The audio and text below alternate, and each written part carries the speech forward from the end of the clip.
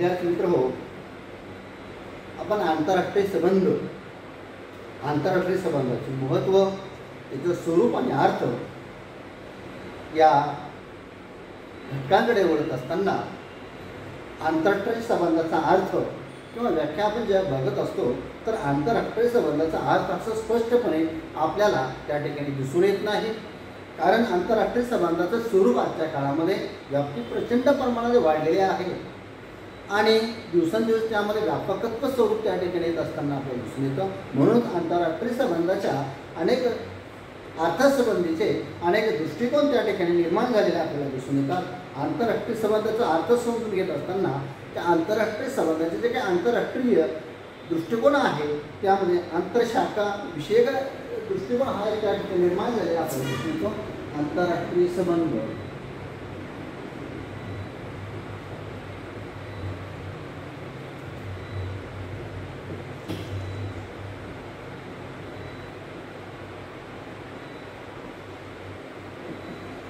यामध्ये इंटरडिसिप्लिनरी हा विषय आजच्या काळामध्ये निर्माण झालेला आपल्याला दिसून येतो. यामध्ये अर्थ, समाज, राजकीय, सांस्कृतिक असे घटक त्यामध्ये दिसून येतात. याबरोबरच इतर अनेक घटकांचा समावेश आंतरराष्ट्रीय संबंधामध्ये निर्माण होत असताना आपल्याला दिसून येतं. म्हणूनच या ठिकाणी आंतरराष्ट्रीय संबंधाला अर्थविषयक दृष्टिकोनाला एक इंटरडिसिप्लिनरी हा सब्जेक्ट म्हणून त्या ठिकाणी विकास झालेला आपल्याला त्या ठिकाणी दिसून येतो. आंतरराष्ट्रीय संबंधाचे आज जे काही बाउंड्रीज त्या ठिकाणी निर्माण झालेल्या आहेत त्याच्या सीमारेषा निश्चित करणं आज अवघड आपल्याला दिसून येतं. सीमा रेषा, कारण जे काही बाउंड्रीज आहेत त्याचं दिवसेंदिवस व्यापकत्व स्वरूप त्या ठिकाणी वाढत आहे. एकेकाळी आंतरराष्ट्रीय संबंधामध्ये केवळ कायद्याच्या दृष्टिकोनातून अभ्यास केला जात होता.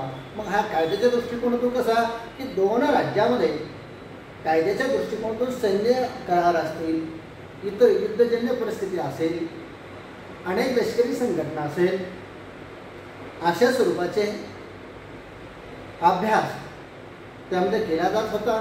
पण तो नंतरच्या काळामध्ये आंतरराष्ट्रीय संबंधामध्ये 1960 नंतर अनेक प्रकारच्या विषयाचा त्या ठिकाणी समावेश होत असताना आपल्याला दिसून येतो.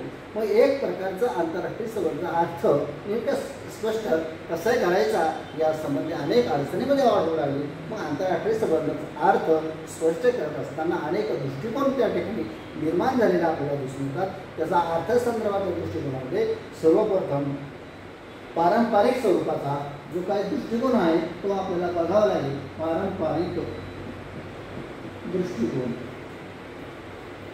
हा दृष्टिकोन 1960 पर्यंत त्या ठिकाणी निर्माण झालेला आपल्याला दिसून येतो. 1960 पर्यंत आंतरराष्ट्रीय संबंधामध्ये ज्या काही विषयांचा समावेश त्या ठिकाणी होत होता या संपूर्ण विषयाला एक प्रकारचं पारंपरिक दृष्टिकोन त्या ठिकाणी म्हटलेलं आपल्याला दिसून येतं. मग देशादेशामधील युद्ध असेल, युद्धासारखी परिस्थिती असेल, अनेक प्रकारचे लष्करी करार असतील, शीतयुद्ध असेल, कारण पहिल्या महायुद्धानंतर जगामध्ये दोन भाग त्या ठिकाणी निर्माण झालेले आपल्याला दिसून येतात. पहिल्या आणि दुसऱ्या महायुद्धामध्ये दुसरं महायुद्ध 1939 ते 42 पर्यंत चाललेलं होतं. या युद्धाचे अनेक पडसाद जगाने बघितलेले, युद्धासारखी परिस्थिती. पण या युद्धानंतर जे काही जगामध्ये परिस्थिती निर्माण झाली होती, रशिया आणि अमेरिका यांच्यामध्ये युद्ध दृश्य परिस्थिती निर्माण झाली. म्हणजे युद्ध तर आहे परंतु प्रत्यक्ष त्या रणांगणावर न लढलेलं होतं. मग यासाठी एकमेकाला शह देण्यासाठी अनेक लष्करी करार या जगामध्ये निर्माण झाले होते. त्यामध्ये शेटो, सेंटो, वारसा असे अनेक करार आपल्या संघटनामध्ये इतर राज्यांना, देशांना समाविष्ट करून घेण्याची एक प्रक्रिया त्यामध्ये निर्माण झालेली होती. अशा स्वरूपाचा आंतरराष्ट्रीय संबंधाचा पारंपरिक दृष्टिकोनाचा अभ्यास केला जात होता. त्यामध्ये पहिल्यामध्ये 2 महायुद्ध झाली. इतर राष्ट्रासोबतचे जे काही युद्ध होती, युद्धासारखी परिस्थिती असेल, अनेक लष्करी करार,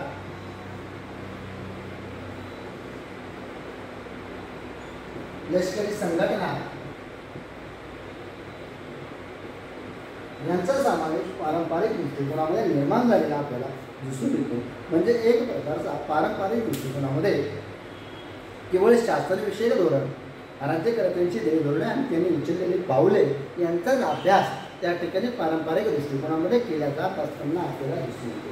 हा दृष्टिकोन जवळपास 1960 पर्यंत आंतरराष्ट्रीय संबंधाचा त्या ठिकाणी विकास झालेला आपल्याला दिसून येतो. परंतु नंतरच्या काळामध्ये जगामध्ये अनेक तंत्रज्ञान, दळणवळणाचे साधने यामध्ये अनेक प्रगती झाली. या प्रगतीबरोबर आंतरराष्ट्रीय संबंधामध्ये एक व्यापकत्व स्वरूप त्या ठिकाणी मिळालं. केवळ युद्धच नव्हे तर युद्धापेक्षा देखील वेगळ्या घटकांचा त्यामध्ये समजलेला त्याला आंतरराष्ट्रीय संबंधाचा आधुनिक दृष्टिकोन त्या ठिकाणी म्हटले जाते. आधुनिक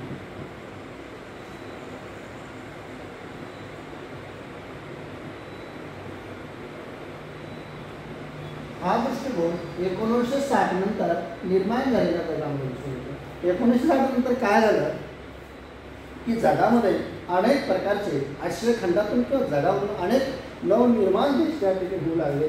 जवळपास 180पेक्षा जास्त देश त्या ठिकाणी स्वतंत्र झाले आणि स्वयंभू झाल्यानंतर त्यांनी स्वतःचा राज्यकारभार हातामध्ये घेतला आणि आपलं एक धोरण, एक राष्ट्रनीती कशी असली पाहिजे या दृष्टिकोनातून पावले उचललेली आपल्याला दिसून येतात. म्हणूनच मग आंतरराष्ट्रीय संबंधामध्ये अलीकडच्या काळामध्ये 1960 नंतर जी काही देश निर्माण झाली होती त्यांनी एक प्रकारची एक स्वतंत्र चळवळ त्या ठिकाणी निर्माण केली. भारताच्या संदर्भात विचार केला. भारताने देखील या रशियाच्या आणि अमेरिकेच्या दोन्ही देशाच्या गटामध्ये सहभागी न होता स्वतंत्रपणे अलिप्त राष्ट्रांचा एक गट त्या ठिकाणी तयार केलेला होता. या नाममध्ये आंतरराष्ट्रीय गटामध्ये सहभागी नव्हता. ही अलिप्त चळवळ दोन्ही गटांमध्ये सहभागी नव्हता. शांतताच्या दृष्टिकोनातून आपला विकास झाला पाहिजे आणि आपल्याला ज्या ज्या गरज दोन्हीकडून कसे घेता येईल या दृष्टिकोनातून एक मध्य मार्ग किंवा एक वेगळा मार्ग भारताने पंडित जवाहरलाल नेहरू यांच्या माध्यमातून त्या ठिकाणी केलेला आपल्याला दिसून येतो. म्हणजे अशा स्वरूपामध्ये जगामध्ये आंतरराष्ट्रीय संबंधाचा अर्थ समजून घेत असताना आधुनिक दृष्टिकोन कशा स्वरूपात निर्माण झाला याचा देखील विचार या ठिकाणी करणं गरजेचं असल्याला आपल्याला दिसून येतो. हा दृष्टिकोन 1970च्या दशकामध्ये विकसित झालेला आपल्याला दिसून येतो. यामध्ये आंतरराष्ट्रीय जी व्यवस्था निर्माण झाली होती या व्यवस्थेचा यामध्ये अभ्यास केला गेला आहे. आंतरराष्ट्रीय व्यवस्था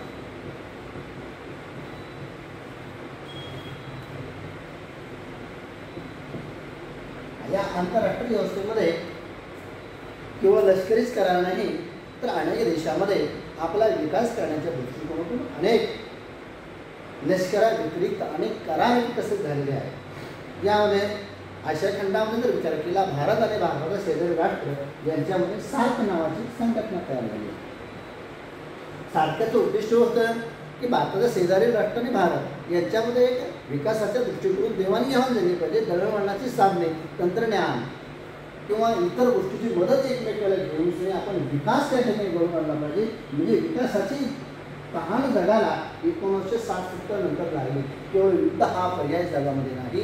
युद्धानं समस्या सुटण्यामध्ये गंभीर बनता हा युद्ध हा विकास करण्याचा किंवा जगामध्ये पुढे जाण्याचा मार्गाने युद्ध आपण टाळून देखील एक प्रकारचे आपली व्यवस्था निर्माण करू शकतो. मग या आंतरराष्ट्रीय व्यवस्थेमध्ये अनेक बदल झालेले आहेत. अनेक बहुराष्ट्रीय कंपन्या त्यामध्ये स्थापन झालेल्या आहेत. देशामध्ये सार्का असेल, आसियान असेल, युपेक असेल, अशा अनेक संघटना त्यामध्ये निर्माण झाल्या आणि जगाच्या कल्याणाच्या दृष्टिकोनातून त्यांनी स्वतःला वाहून घेतलेला आपल्याला दिसून येतो. यामध्ये मग मानव अधिकाराच्या संघटना असेल, रेड क्रॉस असेल, अशा अनेक संघटना जगामध्ये जगाच्या विकासासाठी झटत असताना आपल्याला दिसून येतं.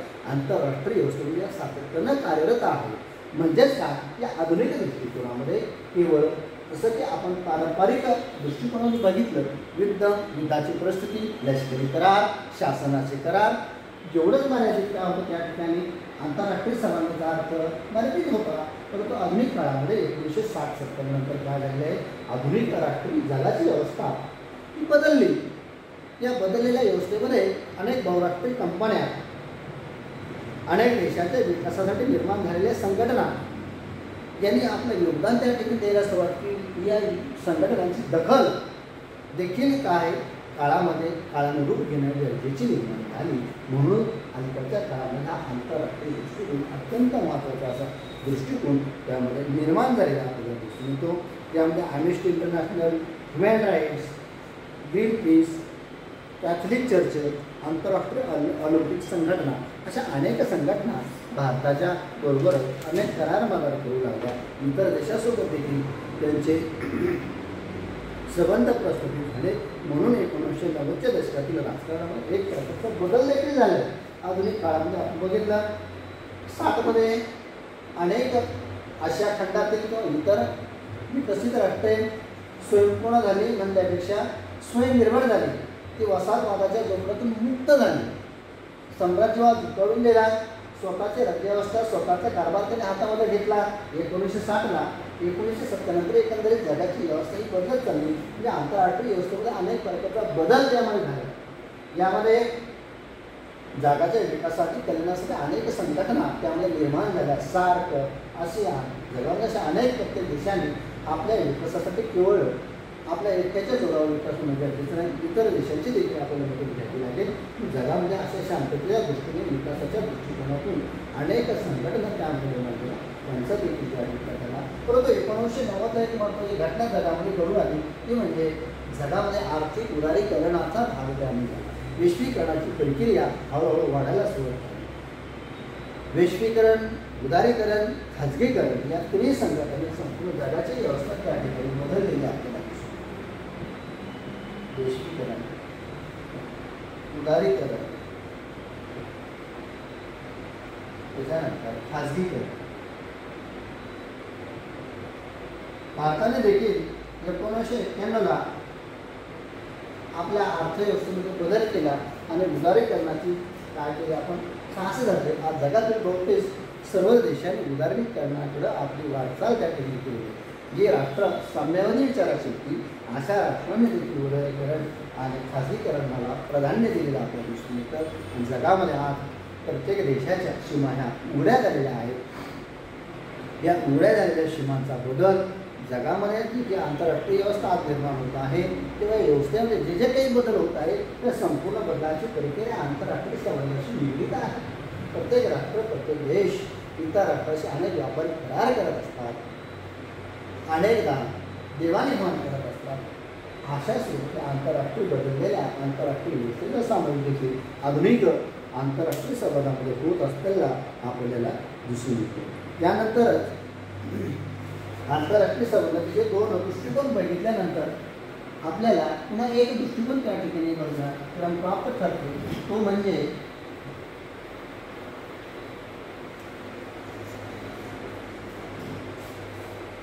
सत्तेच्या माध्यमातून आंतरराष्ट्रीय संबंधाचा तिसऱ्या नंबरचा एक दृष्टिकोन आहे. सत्तेच्या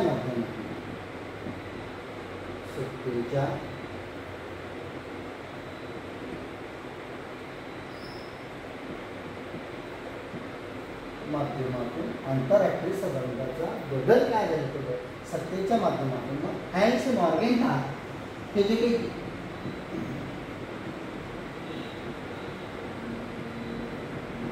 राजकीय विचारवंत आहेत या राजकीय विचारवंतांना आंतरराष्ट्रीय राजकारणामध्ये सत्तेला अत्यंत महत्त्वाचं स्थान त्या ठिकाणी दिले.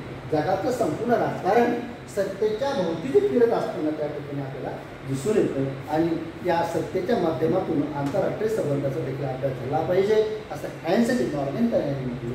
जगामध्ये प्रत्येक देश आपले ध्येय धोरण किंवा उद्दिष्ट असेच राबवत असतात. आपली सत्तेला त्या ठिकाणी आपल्या स्वाभिमानात ठेच होणार नाही. आपली सत्ता कशी प्रस्थापित होईल या दृष्टिकोनातून आहे. आणि सत्ता आज अमेरिकेकडे सत्ता आहे. आज जगातलं बहुतांशी राजकारण अमेरिका, रशिया मोठ्या देशाभोवती फिरत असतं. म्हणजेच काय की सत्तेच्या भोवती फिरतं असा हा आंतरराष्ट्रीय संबंधाचा एक दृष्टिकोन त्या ठिकाणी निर्माण झालेला आपल्याला दिसून येतो. केनेथ थॉमस हेच काय सत्ता आणि नैतिकता यांचा आंतरराष्ट्रीय संबंधामध्ये समावेश केलेला आहे. नैतिकता ही शांततेच्या मार्गाने चालत असते तर सत्तेच्या दृष्टीसाठी अनैतिक मार्गाचा देखील अवलंब केला पाहिजे असं हॅन्स मॉर्गेंटा यांनी किंवा सत्ता हीच संकल्पना त्या ठिकाणी प्राधान्य करून आंतरराष्ट्रीय संबंधामध्ये निर्माण होत असताना आपल्याला दिसून येतात. हॅन्स मॉर्गेंटा हेच काय या दोघांनी पॉलिटिक्स अमॉंग नेशन असा संयुक्त आंतरराष्ट्रीय संबंधाचा म्हणजे सत्तेचा दृष्टिकोन मांडणारा एक ग्रंथ त्या ठिकाणी लिहिलेला आपल्याला दिसून येतो. आणि या ग्रंथाने सत्ता ही कशी मध्यवर्ती संकल्पना आंतरराष्ट्रीय संबंधामध्ये निर्माण झालेले आहे असं स्पष्ट केलेलं आपल्याला त्या ठिकाणी दिसून येते. याचबरोबर आंतरराष्ट्रीय संबंधाचा अर्थ समजून घेत असताना निर्णय निर्मितीच्या प्रक्रियेच्या माध्यमातून आंतरराष्ट्रीय संबंधाचा देखील अर्थ त्या ठिकाणी आपल्याला विचारात घ्यावा लागेल. निर्णय निर्मितीची प्रक्रिया, निर्णय निर्मितीची प्रक्रिया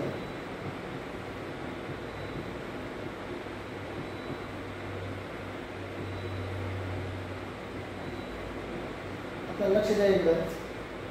निर्णय जसे प्रत्येक कुटुंब प्रमुखाला काही निर्णय आपल्या घरासाठी घ्यावे लागत असतात. प्रत्येक देशाचा प्रमुख जो असतो तो आपल्या देशासंदर्भातले निर्णय घेत असतो आणि इतर राज्यासोबत वागत असताना जगामध्ये देखील त्याला निर्णय त्या ठिकाणी घ्यावे लागत असतात. पंतप्रधानाने किंवा इतर राष्ट्राच्या प्रमुखांनी जे घेतलेले निर्णय असतात त्या निर्णयांचा अभ्यास आंतरराष्ट्रीय संबंधामध्ये समावेश होतो. म्हणजे निर्णय निर्मितीची जी काही प्रक्रिया अभ्यासपणे प्रत्येक राष्ट्राकडून चालू असलेली असते. या निर्णय प्रक्रियेचा समावेश देखील आंतरराष्ट्रीय संबंधामध्ये निर्माण होत असतो. याचं उदाहरण जर बघायचं गेलं तर 1947 नंतर भारत स्वतंत्र झाल्यानंतर 1950 नंतर राज्यघटनेची अंमलबजावणी सुरू केल्यानंतर भारताने जगातले जे काही 2 गट तयार झाले होते त्या दोन्ही गटामध्ये सहभागी नव्हता स्वतंत्रपणे आलिप्त चळवळ म्हणजे नाम त्या ठिकाणी स्थापन केली आणि शांततेच्या सहिष्णुतेच्या मार्गाने आपला विकास आपण केला पाहिजे. कोणत्याही देशाच्या लष्करी गटात सहभागी नव्हता असा निर्णय पंडित जवाहरलाल नेहरू यांनी त्या काळामध्ये घेतला. या निर्णय प्रक्रियेचा देखील अभ्यास या आंतरराष्ट्रीय संबंधामध्ये असतो. त्याचं उदाहरण जर पुन्हा बघायचं असेल आपल्या इंदिरा गांधी यांनी 1971ला बांगलादेशाला स्वतंत्र करण्याची भूमिका खूप मोठी घेतलेली आहे. म्हणजे त्यांनी घेतलेला तो निर्णय होता. या घेतलेल्या निर्णयाचा अभ्यास आणि परिणाम देखील आंतरराष्ट्रीय संबंधांच्या विषयाचा एक भाग त्या ठिकाणी निर्माण होतो. जसे भारताच्या प्रमुखांनी घेतलेले ते निर्णय आहेत तशा स्वरूपामध्ये जगामध्ये प्रत्येक राष्ट्र स्वतःचे निर्णय घेत असते. आज अमेरिकेचा जर विचार घेतला अमेरिका आज जगामध्ये भांडवलशाही राष्ट्र असलं तरी जगावर आपली हुकूमत असली पाहिजे अशी भूमिकेतूनच त्या राष्ट्राध्यक्षांनी निर्णय घेतलेले आपल्याला दिसून येतात. याचबरोबर जगामध्ये अलीकडच्या काळामध्ये अनेक समस्या निर्माण झालेल्या आहेत. पर्यावरणाची समस्या असेल, दहशतवाद असेल, बेसुमार लोकसंख्या वाढ असेल, अशा अनेक समस्या आहेत. यामध्ये अमेरिकेच्या परराष्ट्र धोरणामध्ये दहशतवादाला एक महत्त्वाचं स्थान आहे. जगामध्ये दहशतवादाचा बिमोड धरण्याची अग्रगण्य भूमिका अमेरिकेने घेतलेली आहे. आज नाही म्हटलं तर जगातील प्रत्येक राष्ट्र याला बळी पडलेला आहे. भारत देखील आहे, अमेरिका देखील आहे, रशिया देखील चर्चेपासून परेशान आहेत. म्हणून आज प्रत्येक देशाच्या कमी अधिक प्रमाणामध्ये दहशतवाद हा परराष्ट्र धोरणाचा एक भाग त्या ठिकाणी निर्माण झाला आहे. म्हणजेच काय की निर्णय प्रक्रियेचा देखील समावेश आंतरराष्ट्रीय संबंधामध्ये निर्माण होत असताना आपल्याला दिसून येतो.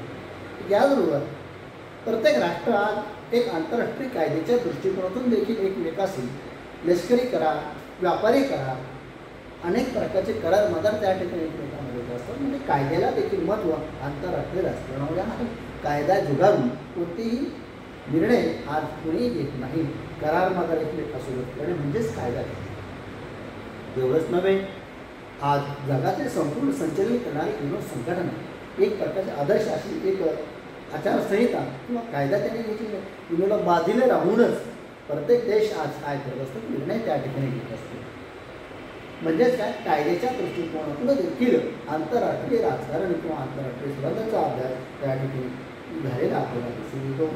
याबरोबरच मानसशास्त्रीय दृष्टिकोनातून देखील अनेक विचारवंतांनी विचार केलेला आहे. वर्तमानाच्या दृष्टिकोनातून देखील काय त्या ठिकाणी आंतरराष्ट्रीय संबंधांचा अभ्यास केला जातो. म्हणजे एक मानसशास्त्रीय दृष्टिकोनातून देखील काय आंतरराष्ट्रीय राजकारणाचा आज अभ्यास होत असताना दिसून येतो. असे अनेक स्वरूपाचे आंतरराष्ट्रीय संबंध स्पष्ट करत असतात. अनेक दृष्टिकोन निर्माण झालेले आहेत. पण याच कारणामुळे आंतरराष्ट्रीय संबंध म्हणजे नेमका अर्थ आज शोधून आपल्याला स्पष्टपणे सांगता येत नाही. कारण आंतरराष्ट्रीय संबंध अनेक घटकातून त्या ठिकाणी प्रभावित असतो. मानवी अंगाला ज्या काही स्पर्श करणाऱ्या ज्या काही शाखा असतात, वेगवेगळे घटक असतात, इतिहास असेल, समाजशास्त्र असेल, अर्थशास्त्र असेल, नागरिकशास्त्र असेल, या सर्वांचा प्रक्रियेचा संदर्भ आंतरराष्ट्रीय संबंधांमध्ये लागतो. एकेकाळी आपण बघितलं की आंतरराष्ट्रीय संबंध हा राजकारणाचा जो एक भाग होता किंवा राज्यशास्त्राच्या विषयाचा तो एक भाग आहे, परंतु आज ती स्वतंत्र एक शाखा निर्माण झाली. म्हणजे दिवसेंदिवस काय होऊ लागले, आंतरराष्ट्रीय संबंधाची एक व्याप्ती वाढत चाललेली आहे. या व्याप्तीचाच अभ्यास त्या ठिकाणी होत असलेला आपल्याला दिसून येतो. म्हणजे अशा स्वरूपामध्ये आंतरराष्ट्रीय संबंधाचा अर्थ आपल्याला समजून घेण्याच्या दृष्टिकोनातून या जो प्रभाष आपण बघितला तो दृष्टिकोन त्या ठिकाणी आंतरराष्ट्रीय संबंधाचा अर्थ स्पष्ट करणारा आहे. याचा ऊहापोह आज आपण या ठिकाणी केलेला आहोत. नंतरच्या प्रशिक्षेमध्ये आपण आंतरराष्ट्रीय संबंधाचे स्वरूप आणि व्याख्या करणार आहोत.